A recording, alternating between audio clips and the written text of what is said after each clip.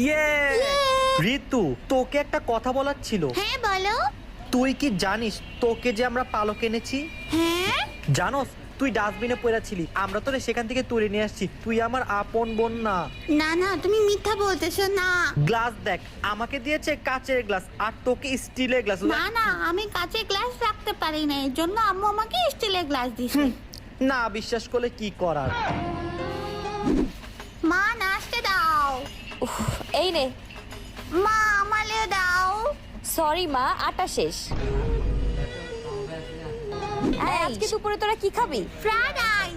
মা পোলাও আর রোস্ট বানাও। বাবা, ফ্রাইড রাইস অনেক ঝামেলা, আজকে পোলাও আর রোস্ট বানাই দেই। এই, সামনের সপ্তাহে আসার বিয়া, কাপড় কিনতে কবে যাব? যাবো না কাল পরশু। মা আমার জামা এই, তোরে তো গত মাসে কিনা দিছি, ওগুলোই পর। যত সব। আসলে কি আমার ভালো লাগছে।